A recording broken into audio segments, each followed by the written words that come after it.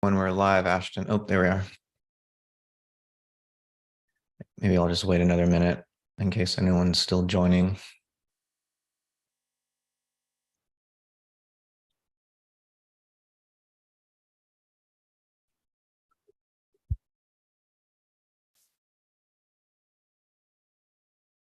All right. Good to see everyone. I'm going to lead us in with a very brief summary and commentary on a very brief chapter that I found a little bit challenging because in ecological philosophy nowadays, we tend to want to find ways to overcome a kind of mechanistic view of nature. And often one wants to argue that nature does have purposes that are not simply attributed to it by human beings, that nature has values and so on. But I think the point Steiner is making here is I have come to realize different than simply denying that nature is organic, that nature as a whole is a kind of organism composed of organisms that can't simply be reduced to machines. And I'll return to this point, but the key in this short chapter is that Steiner's defining purposiveness as a consciously intended action, as a form of causality that is self-caused, right? And that there's a conscious motive that realizes the action and so the effect. And he points out that philosophy and science, even into the modern period, has continued to be somewhat confused about this. I think here, he doesn't mention this, at least in this chapter, but I think here of the way that Darwin, having studied the natural theology of William Paley, Paley's the guy who wrote this essay about finding a watch on the beach and looking at the way the watch was designed and inferring that there must have been a designer, and an external designer in the case of Paley, God, in other words, God as a kind of architect or a mechanic, engineer. And then Darwin says, well, we can, using this theory of natural selection, see how there is no need for an external God. We can just imagine an external environment as the designer of the organism's apparent design. And so in some ways, Darwin is just carrying forward the same teleological way of thinking. It's just that nature, imagined by analogy to a human breeder, replaces God as the designer. But the logic is still basically teleological. And so Steiner is making this rather forceful claim initially. It felt forceful to me, and I had to work with this to understand it, that purposiveness is only present in human action and nowhere else in nature. And so in thinking through what he means here, nature would be the sum total of percepts, right? In the framework that he's been developing in this book. And for us to imagine nature as purposive, we're putting concepts into it and forgetting that we are the ones that put those concepts into it.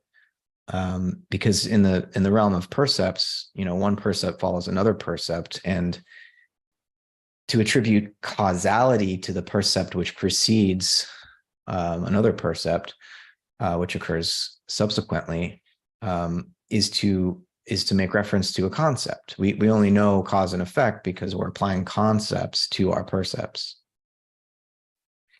And the mistake that Steiner sees so many philosophers and scientists making when they attribute purpose to nature is that in a way we're anthropomorphizing. We're imagining that some causes in nature act as in the same way that we are able to take purposive action as human beings by, developing a mental picture as the motive for our action, which Steiner describes as this sort of retrocausality, where the effect is producing the cause in a way, which can be a little bit confusing. I wouldn't put it that way. And the way that I would put it is that concepts, what distinguishes a concept from a percept is that concepts are not located in a given place or time, right? Percepts do have a spatiotemporal location.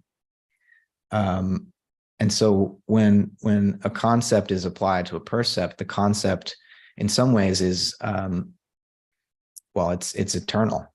Now our thinking activity is not eternal, it takes place in time. But this thinking activity is, while it unfolds in time, whenever it's directed at percepts, it's also partaking in this eternal nexus of ideas. It's drawing upon something eternal. And so as a result, it's capable via the mental pictures that it can form, that our thinking can form within us. It's capable of creating its own percepts. And these percepts, these mental pictures that thinking activity is able to create, they're not determined in the way that the percepts of nature are determined. Because again, percepts are bound up in this spatiotemporal nexus, whereas concepts are, they stem from this ideal or eternal nexus. And so in effect, what Steiner is pointing out to us is that free action and purposive free action is possible through human thinking, because we're drawing upon this eternal nexus of ideas so as to forge our own mental pictures, which become the motives for our actions. And so I'm slightly amending the way Steiner frames this, as though the effect in a free human action, a purposive human action, that the effect somehow precedes the cause, by instead suggesting that when we're thinking, we're drawing on something eternal. And by drawing on this eternal web of ideas to produce the mental picture that forms the motive of our action, that purposiveness operates in this way, rather than having to say that there's a reversal of time or something, which I think it can be confusing, was for me at least. But then, when I think about Steiner's treatment of purpose in the construction of a machine, where on 159 in the Wilson translation, second to last page of the chapter, he talks about how, when we construct a machine, we're giving it its purpose. And he says that natural objects, and I think he means organisms, are entities of this kind as well, though I wish he had distinguished between a machine where the purpose or the design is given from the outside by the human designer, and an organism who he does say earlier, an animal certainly is not determined by an idea floating in the air. It's determined by an idea inborn in it, and constituting the law of its being. But this inborn idea to me seems different than the way that an idea would work in a machine, right, which is imposed from the outside. And there's some ambiguity here for me about whether he is keeping that distinction in mind when he says natural objects are also entities of this kind, like machines. So that's an open question for me, but it seems incidental to the other point, the real point of this chapter, which is to say that human action is the sole example of true purposiveness in nature, right? Because we are self-causing, or at least capable of being self-causing, because we can form the motives for our own action if we've developed this intuitive thinking capacity, drawing on the eternal ideal web of concepts, which means that we're not really reversing the flow of time, we're stepping out of time, so as to initiate a free act.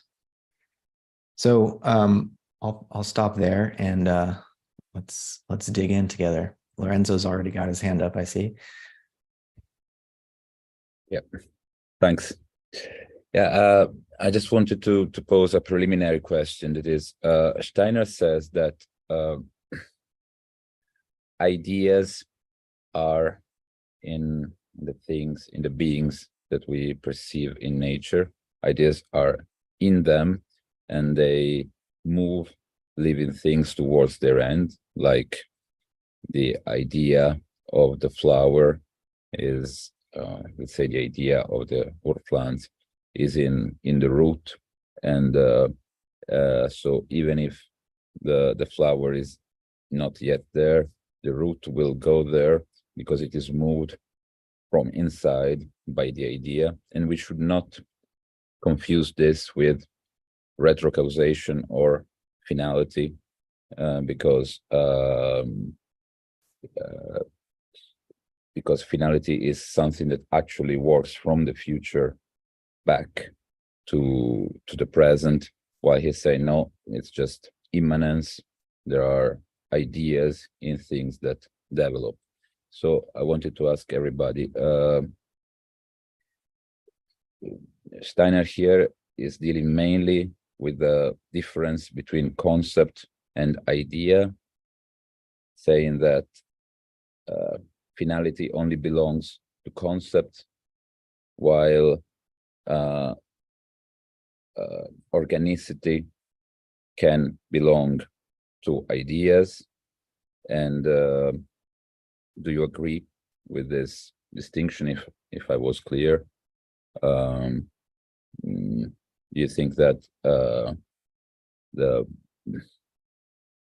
main the main clarification we have to make to solve this struggle with this chapter is distinguishing between the fact that representation has to go through the concepts, and so finality has to go through concepts and belongs only to human. But this is not to say that things do not have ideas in themselves that make them organic. Okay, that's it. Thanks. Yeah, that makes sense to me, Lorenzo. That, you know, as Max was pointing out in his comment, nature taken in itself, there's no split between concept and percept yet. And so, for example, in the blossom, in the plant form, what for our reflective thinking becomes separated is not separated, and so can't be free in the plant itself. And what the image that I have of this, where, Steiner says, anyone who declares that the blossom is the purpose of the root, that is, that the former influences the latter, can do so only with regard to that factor in the blossom which is established in it by his thinking. And so, we have to remember that thinking is not just sort of my own. Thinking is a cosmic activity. And when we become conscious through our participation in this thinking activity in Logos, we're not separate from the blossoming plant. We're in a way helping the blossoming the idea at work in the blossoming plant become conscious of itself. That's how I would imagine it, at least. Ashton? I just wanted to make a comment on what Steiner was saying about in purposeful action, that the effect precedes the cause. And so I guess I understand him to be saying that the effect precedes the carrying out of a purpose, to the extent that there is a resolve within, on behalf of the individual to carry out a certain action so as to attain a certain effect, and that the effect is connected with the resolve, and that I guess individualizing of a concept or intuition through the mental image that then becomes the kind of motive for the purposeful action. Yeah, that's how I understood that.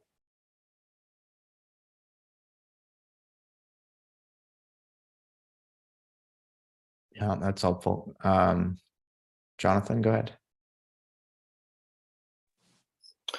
Yeah, hi. The way I see it is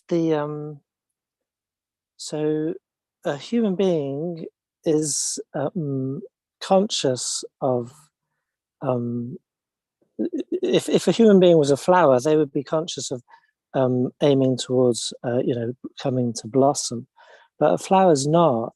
So that's the kind of the obvious thing, is that a flower's not conscious of what it's heading towards, so it can't be a purpose towards it. I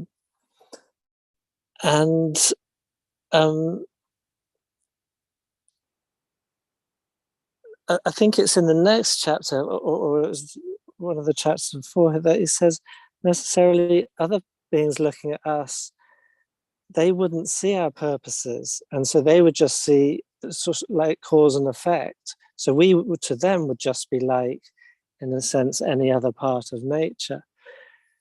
And I'm not sure that it's that we are sort of becoming, the becoming consciousness of the flower, because I'm not a flower. But we can become conscious of the lawful order in the flower. But there's something different in the human being, whereby we can also become conscious of a mental picture. And in this way, it brings us to a special effect in that we can be involved. It's in a sense, our thought can time travel. So the flower has to follow its orderly development in time. So cause, effect, cause, effect, cause, effect. But we can time travel to a later point and kind of get a mental picture of what's going to be happening there, and then bring it back. So then that it becomes a purpose to us, because that cause is in the future. But in effect, we kind of get a snapshot, if you like, a mental picture of it.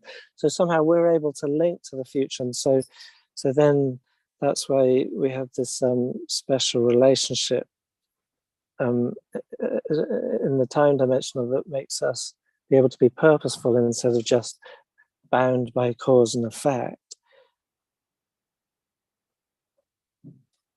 Right. I think part of my difficulty here is I've grown accustomed to thinking of purpose in non-human organisms as unconscious purpose, and Steiner's basically saying that's a contradiction in terms, if I follow him correctly. Yeah, because I think he's sort of, in here, he's being very strict and saying, let's be very strict. So human beings can be purposeful, and this is the only way, where your cause is ahead of you. And plants, unfortunately, don't have that ability. They might be able to evolve to that, and their higher being that isn't in what is plant might have that ability, because with the addendum, he points to that, doesn't he? He says there may be, and he's kind of quite careful. He doesn't really say higher purposes, but higher something. That, you know, the best we could approximate it to is how we understand purpose. But it says that there are higher, without using the word purpose, but something like that, which maybe a plant would be involved that in a different, in its higher being, say. Or... Right. Yeah, I mean, the hang up here for me is I mean, Kant's critique of judgment, where he describes the living world as being quite distinct from the physical world, which he thought could be determined through Newtonian law, because the organic world is self-organizing, that an organism is both cause and effect of itself. Kant even says, as if there were a concept at work in living organisms, but in an unconscious or instinctual way, kind of like what Hammerling is saying. And I guess I'm in a way kind of. That's correct. That is correct, isn't it? But plants aren't conscious of that, and we are. But it's an idea of cause and effect, or a concept of cause and effect. The plants aren't aware of that. It's just kind of living in them. But it's, you know, maybe it's an energy, you might say, or a living life in them. But to us, we don't see that as a percept, but we do get it as a concept. And in that sense, we're making that, you know, that's us being conscious of that which in them is not. Right. Well, I'm hoping Max can help us out here, but just to say, the distinction that Kant makes, at least, is that in mechanical causality, the cause and the effect are external to one another, whereas in organisms or something, a self-organizing system, the cause and the effect become internal to one another. They're circular in a way, in the sense that the parts of an organism produce themselves and one another for the sake of the whole to which they belong. And it's that for the sake of, which to me implies purposiveness. But let's see if Max can help us set us straight here. Well, to build on, Matt, what you're saying about Kant, like he goes far enough to say as nature appears purposeful, but he doesn't go so far as to say nature is purposeful. And so he says nature is purposive, or that's the word that translators use. The German word I used to know, but it's been so long, the distinction, but something with specklich or speckful, something like that. So he's saying in nature, there's an appearance of purpose without us being able to say that there is a purpose. And I think, I share, Matt, your, I guess, just like lack of immediate appreciation for this chapter. For me, it was a little bit different reason. I found that Steiner in this chapter was kind of like rehashing points that he's already made, but just in a much more sort of abstruse and difficult to follow way. And I understood him to be basically making the same comment that he has established up until this point, which is I think between you and Jonathan, you came to the real crux of the issue here, which is he's stipulating a very particular definition of the word purpose, and then showing how that applies exclusively to human beings. And that's always the challenge, I guess. It's to be able to understand how an author is using a word in spite of the fact that we might not use the word in the same way. And so, Matt, I share your, kind of like hang-ups about it. At the same time, I think Steiner what he's trying to say is nothing other than what he said up until this point, which is there's quite an expressive paragraph. I think this is in chapter 9, maybe, the idea of freedom. Everyone will recall this. He says, the plant will transform itself because of the objective lawfulness lying within it. Humans remain in an incomplete state if they do not take in hand the transformative substance within themselves and transform themselves through their own power. Nature makes human beings merely natural creatures. Society makes them law-abiding actors, but they alone can make themselves into free beings. And so for us, the human being traditionally has always been seen as kind of like a compendium of all nature. And so, if we just consider, so we bear within us also these elements of nature that are purposive and yet maybe not purposeful. If you just think the growth of our bodies is not purposeful in the way that Steiner is using the word, in the sense that, we don't set an intention to growth, a conscious intention, and then see that intention realized in the physical world. Instead, it's much more, it's something analogous to the way we can, there's a body, there's like a wholeness in time. We have an experience if we listen to music where we grasp structures in time, and not only because music is not spatial, but it is like lawful and ordered in time. And that provides like an analogy or some kind of isomorphic mode of perception to the one that will be necessary to grasp growth in living organisms. And you recognize that both in your own, etheric or life body, and then the life body of plants and animals, nobody is contesting the fact that there's a lawfulness or a purposiveness and order. But I think Steiner is making the point that it's not something that they are like in the way that human beings realize deeds out of freedom. The plants are not realizing their growth out of freedom, and neither are we in our bodies, neither are we really in our emotional lives. But nevertheless, our lives can have purpose. That's because, to use Steiner's terminology, that's because in the human being, the ego has also incarnated. And it's the ego that can, set these purposes in freedom for the reason, that many have mentioned up until this point. So maybe that will be in some ways clarifying. I'd like to hear any comments. Thanks, Max. That's helpful. Lots of hands up. So let's just move along here. Jeff, you're next. I find this chapter actually building on all of the previous chapters and a sort of culmination in a certain sense, in that the next chapter's the Beethoven's Fifth or something. It's this freaking masterpiece of moral imagination building on Darwinian thought. But I like this chapter for its conciseness and its clarity. And purpose is different than freedom. It's not different in the isomorphic sense, I guess. We wouldn't have freedom if we didn't have purpose. We wouldn't have purpose if we didn't individuate, and we wouldn't individuate if we didn't have deep feelings and longings, desire. So in order to have a purpose, one has to have a depth of desire, say. And he's not just talking, I don't think, about operational purpose. When he brings the mental picture in, he basically suggests that there is no purpose without a mental picture. So the mental picture is the individualized concept. So this individuation process seems absolutely unique to what it is to be a human being. And then I have a question probably at the end of this, because that bizarre addendum where he sort of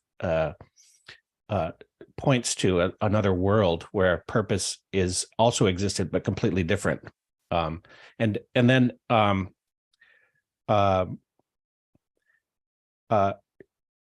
the thing that purpose does also, for me, it illustrated in this chapter very clearly, the difference between thinking as a universal project and thinking as an individual project. And purpose is the thing that is the fulfillment of that thinking. Say it's the culmination of that thinking toward freedom.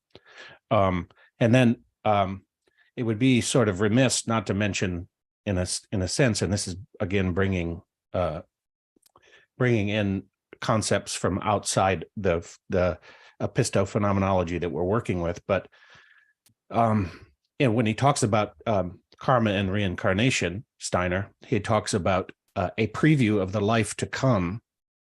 And so purpose also has to do with the future in the way in which we're fulfilling a destiny.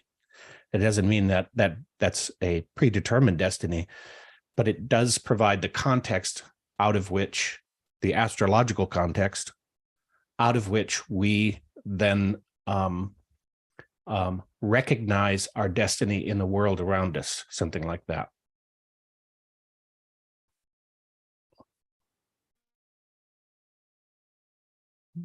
Thanks, Jeff. Yeah, it's helpful. Alex, I see your hand. Go ahead.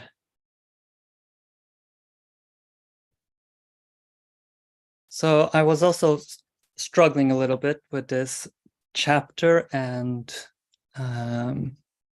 not really getting to to the point of it, but I think, and also listening to you all, that I sort of find that he's, again, being very precise about purpose as one of the qualities that we are, as human beings, have, and that distinguish us from all other beings, and that allows us to be free.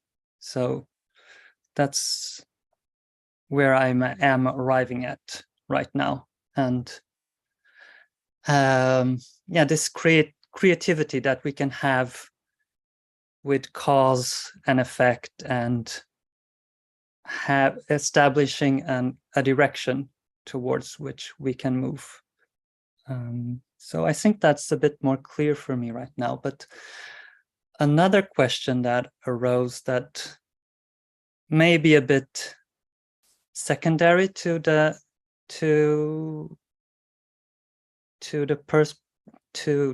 theme of purpose, but I think maybe gets us back there, is that it seems to me, and some of you, I think, repeated this, that he's saying that the idea, or the idea, or the archetype, or the what's causing an organism or a being to become itself only exists within it. And I was especially considering a plant and reading, for example, the biodynamic lectures. It's obvious that a plant exists in a context. So a plant without soil and water in one hand, and light and warmth on the other hand, won't ever become a plant. So with that picture, for me, I can't really see how the idea of the plant lives solely within the plant. It feels to me that the idea lives in a bigger context. It lives within and without, within or inside and outside the plant at the same time. And that comes back, for me, that comes back when we are, as human beings, if we direct our purposes only for ourselves without a higher context or a bigger context, then that becomes, I don't know, egotistical in a way. I guess that would be the right word. But what I want to come to is that it feels to me that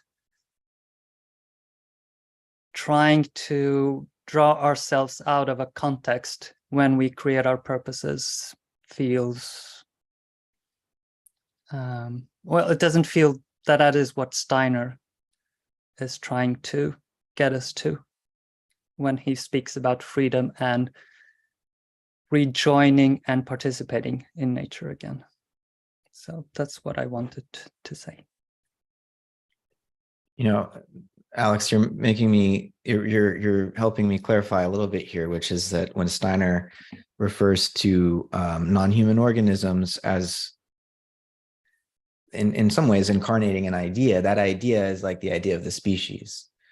And that idea thus determines that organism. Whereas in the human being, it's as if each individual is its own species, and there's no, I mean, one way to put it, but the point would be that in the human being, through our thinking activity, we're not determined by the idea of our species. We're self-determining, right? We're the individuation of the ideal into the mental picture, as Jeff was saying. And so the freedom comes in that distinction. It's not that the ideas, as Lorenzo was saying, aren't at work in the non-human world. It's just that the work that they do is determined in other organisms, whereas it's not in us. Angus, what do you think? Yeah, I think you've summed up so in a great way, so what Max was saying, what Jeff said, and what sorry Alex was saying there. And I'm really going to be saying the same thing, but with different examples. What Max was talking about, I feel like he's rehashing it. The bit that I thought he was rehashing to a certain extent was, for example, the rosebud becoming a rose. But this example with the rosebud and the rose from the previous chapter is we can also see it as an example of the encasement theory that we met in the riddles of philosophy. This idea that everything's like pre-programmed in something, which is the point you were getting at right at the end there, Matt. That there's the plant has no freedom in sort of like deciding what it's going to become. It can't, a rose can't sort of like start off as a rose and sort of say, I think I'll become a daffodil today. It's not a possibility. And as when he's talking about Hamelling, so he corrects Hamelling and says, no, these ideas don't float in the air. They live within that being, but they are that determining factor.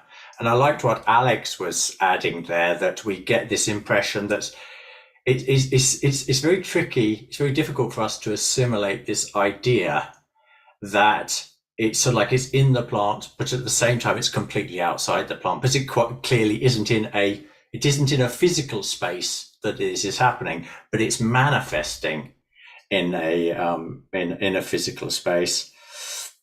So that was one of the thoughts I had about this is linked to encasement theory.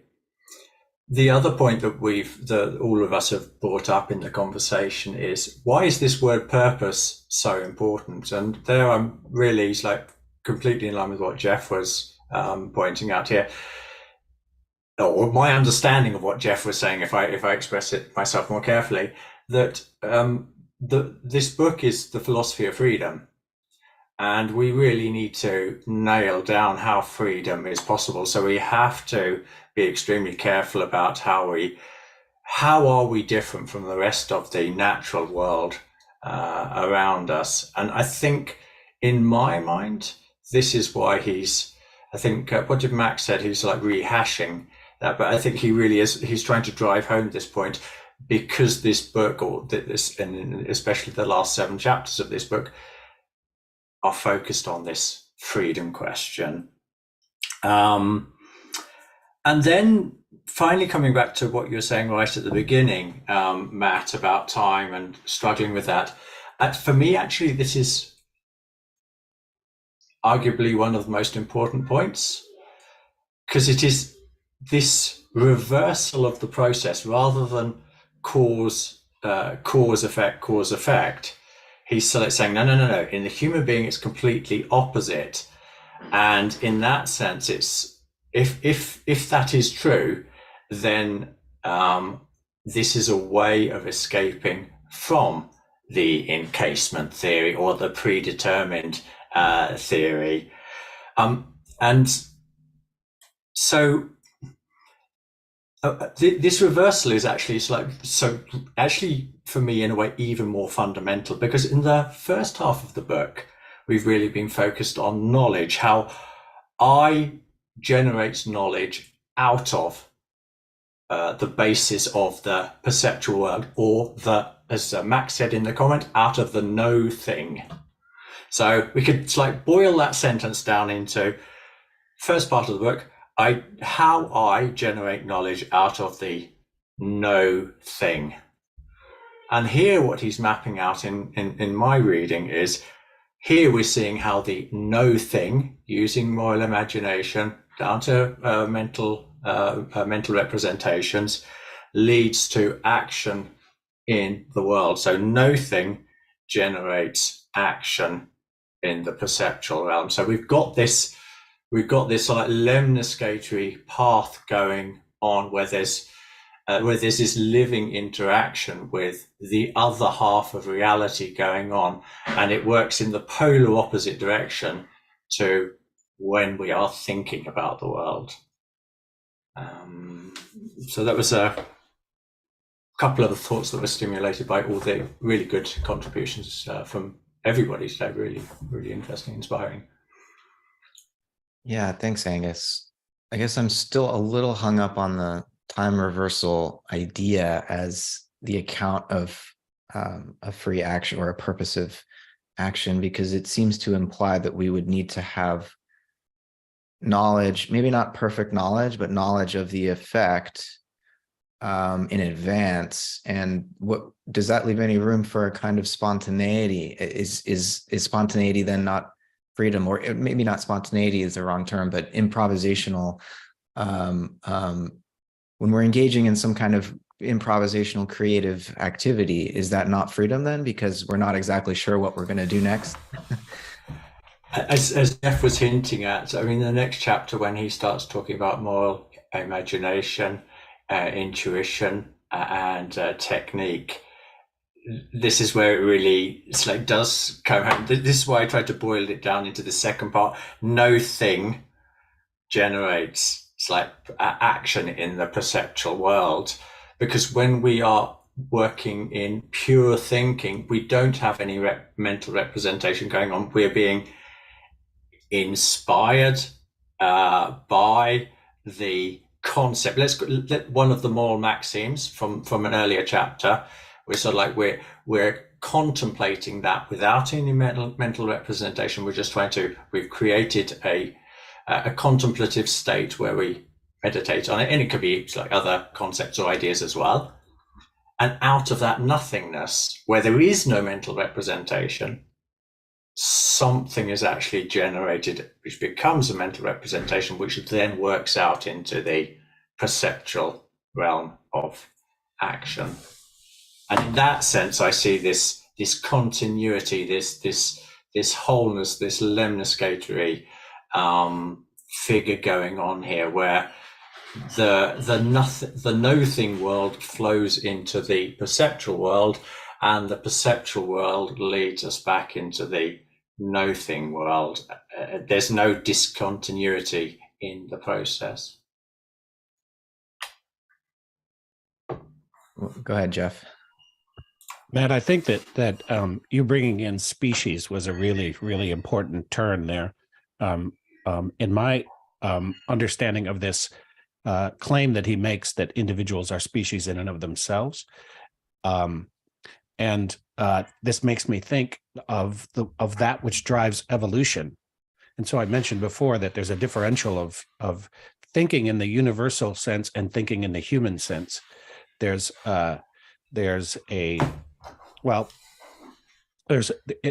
in the human sense, it can't be done without the individuation. In the universal sense, it doesn't need individuation to do so, except at the level of species. I think this is kind of the what's feeling a little bit like an exaltation here, is that we're coming close to understanding how species evolve. There's the idea that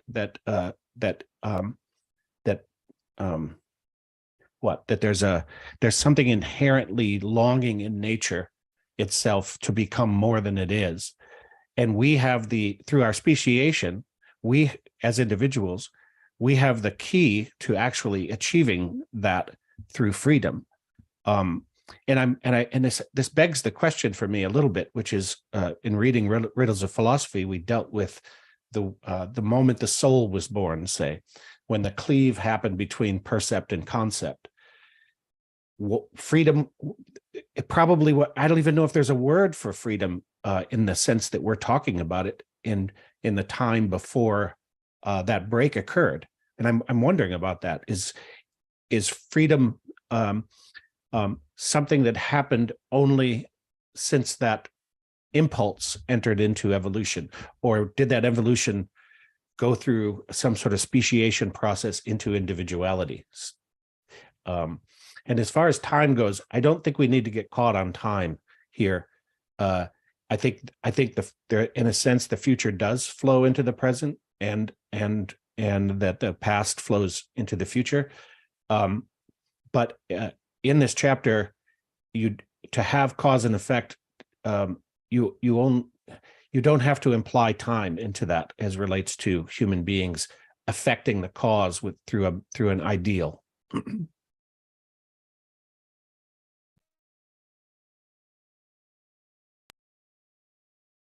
Yeah, I think I noticed the next chapter is much longer, and it's been a while since I've read this book, so I'm sure a lot of the hangups with this short chapter will be massaged out.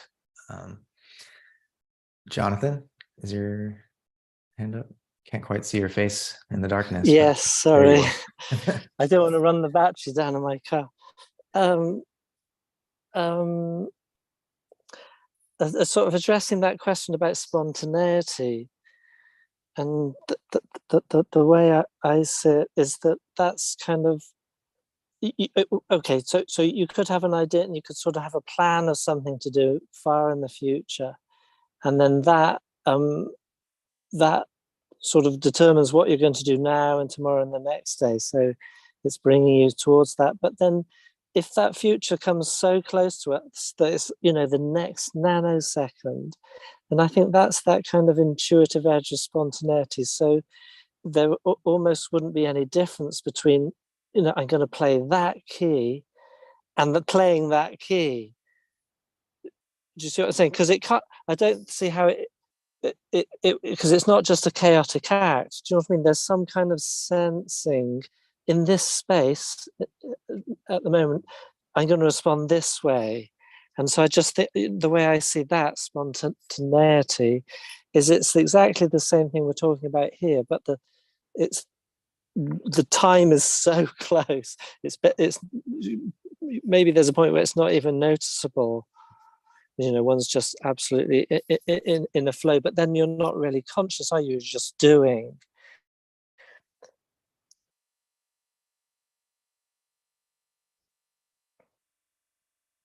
What do you think, Lorenzo? Yeah, thanks.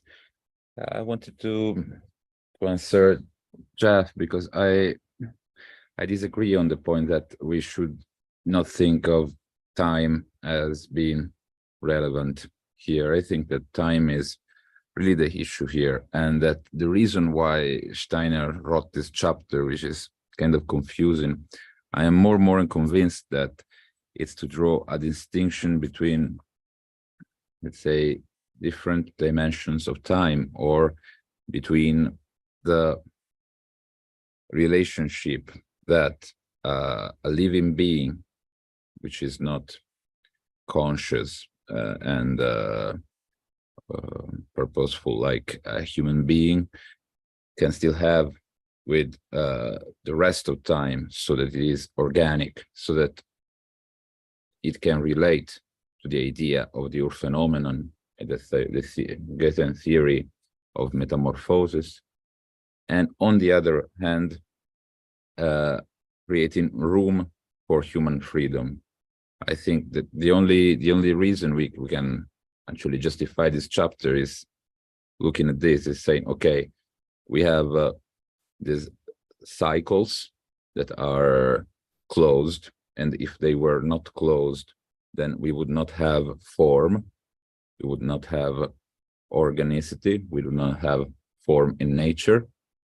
But since this dimension has to be closed to be a circle, we still have to imagine another open dimension through time that gives a room, at least theoretically, for human freedom. I think that's the point. Can I respond? I totally agree with you. Absolutely, unequivocally, I agree with you. And as a matter of fact, while I was writing my notes on this chapter, I went, Lorenzo's going to bring in time on this one. And so I sort of ran a test in my mind, like, can we do it without talking about time? And can we do it while talking about time? It's a time in this chapter is a little bit like reincarnation is in this chapter in a way. I think it's a fascinating topic, the nature of time. It's I was reading, somebody help me with the pronunciation, Josiah Ben Haddon. Ben-Ahran, yes, and he makes a really good comparison with Steiner and Deleuze in this respect. So I think it's relevant all through this book, time, and I that's why I knew you were going to bring it up. But that's really all I wanted to say. That it is relevant, but also I don't think necessary to mete out what's going on here. You can just approach it from a epistemological operational point of view. Okay, as not really believing in a necessity of a further dimension, but just seeing it as a variable, like a higher grade in the equation. Okay. Daniel, go ahead. Yeah, again, great discussion. Since you just brought up time, that if humans are the percept or in the position to be able to perceive time itself, it could almost be time's reflection upon itself, and it appears into consciousness, and it can be played with in so many plastic ways. We're just playing. That's why we're talking about all this. But the thing I wanted to say was, I think I was here 2 weeks ago, and somebody was saying something about thinking as a function that enabled or supported willing and feeling.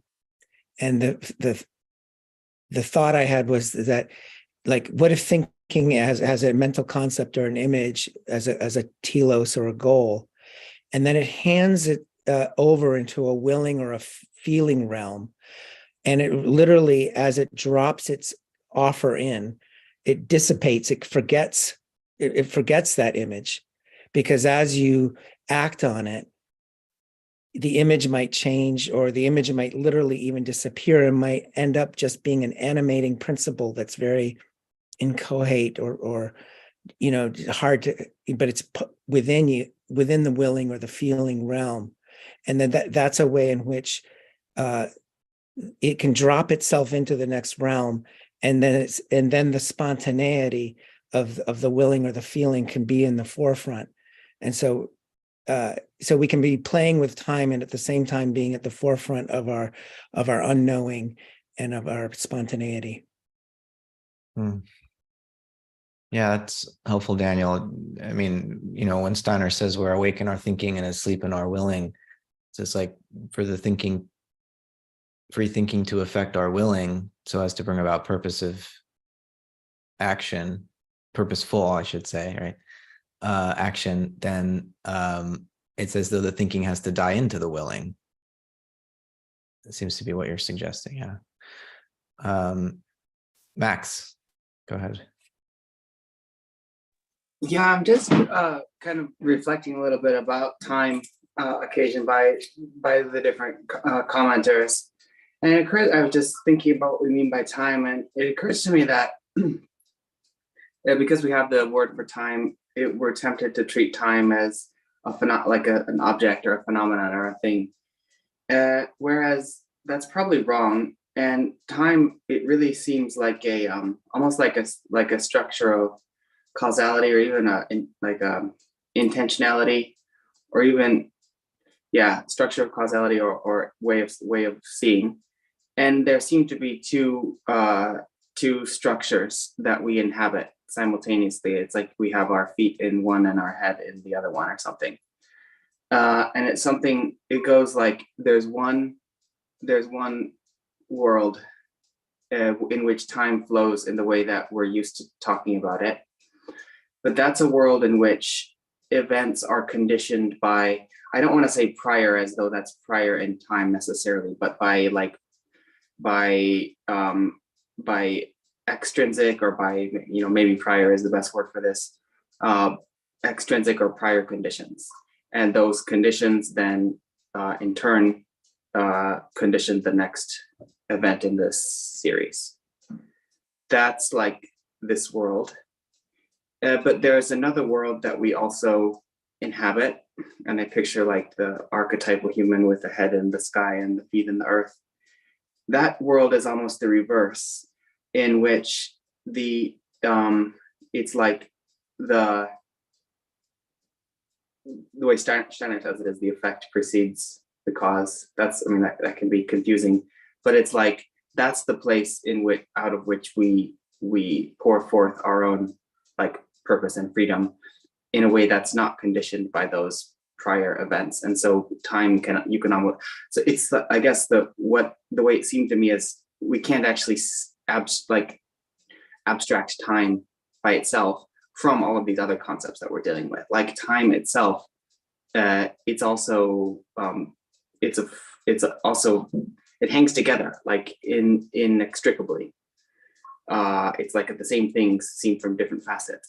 Time itself hangs together inextricably with whatever we talk about in respect to purpose, whatever we talk about in respect to causality, whatever we talk about in respect to perception, to thinking, to all these things. You can't just separate this one thing off and call it time and then imagine that is just somehow independent of all the other things. And so who knows, maybe somebody will be able to comment on what I said. Yeah, it's helpful, Max, because I think there's got to be another factor here than just the time reversal, because otherwise, what's the difference between this purposeful action that Steiner's talking about and, say, operant conditioning, where a pigeon is trained to peck the button when the light turns green to get a pellet of food. If you're just thinking of this in terms of time reversal, you could say that the pigeon learns to have the idea of the effect in mind before it's realized in fact. And so that's obviously not a free deed.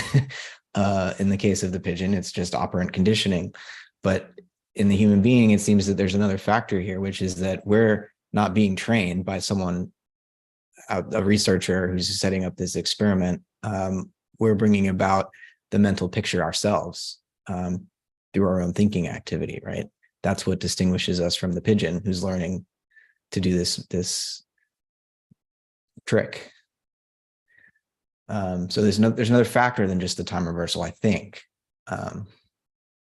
What do you think, Angus? I was going to reflect on your reflection on Daniel's comment, which I thought was really, really good. You said thinking dying into willing, and I've rejigged it a little bit and it's amplified a bit. So I would call it the universal activity of thinking dies into willing, and Steiner has another word for that, and that's intuition. And then when the universal activity dies into the feeling life, that's where we start talking about inspiration in other parts of Steiner's work. But I think we'll be able to connect this when we look at chapter 12 next time. And then the universal activity of thinking dying into imagination is our conceptual life, which then becomes our mental representational life. So I really liked what you were saying there. Just wanted to add to it. That's great. Thank you, Angus. I like that. Lots to work with there. A couple of minutes left. Anybody else want to chime in?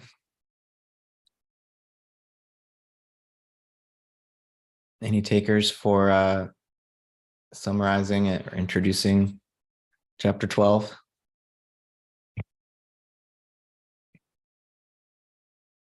I guess it's not as long as I thought. About 11 pages. Well, if nobody else wants to, I think Jeff, he was sounding very lyrical. I think if Jeff doesn't want to take it, then and nobody else wants to, I'm happy to do it. Hell no. No way. Come on, Jeff. No way. You were really fired up there. Not this one. No. I might spontaneously combust if I tried to do that. I think you would do a better job than me. I think that's why you should do it. But if you don't want to do it, then I shall do it. Let's talk about it on Saturday. Okay. If you combusted it, at least it would be spontaneous.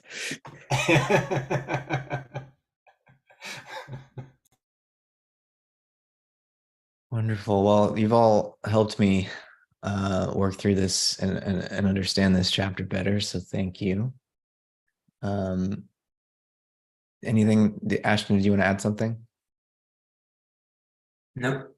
Nope. Okay.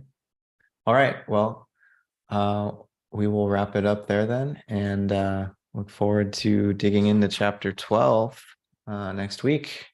Can I add something? Sure, Max.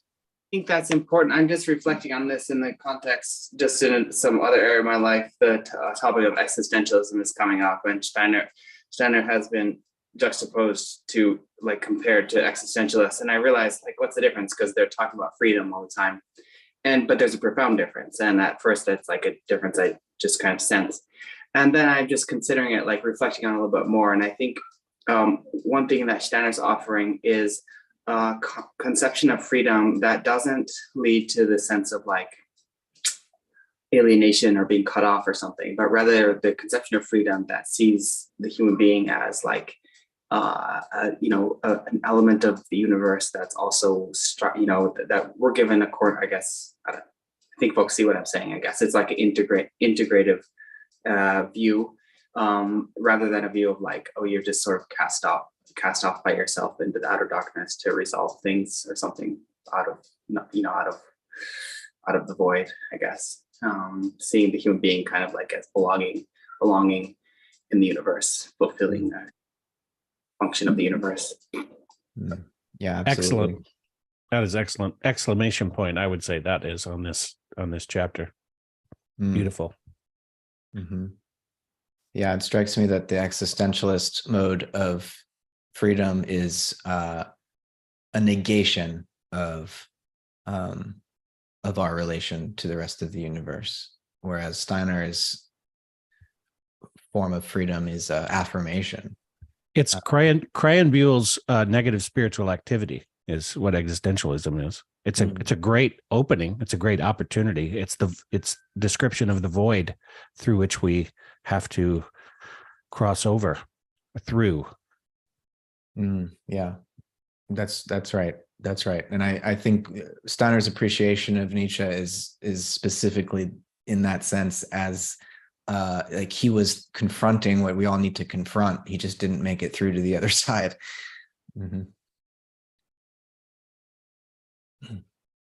Yeah. All right. Great place to end. Hope you guys have a good week. Yeah. Thank you all.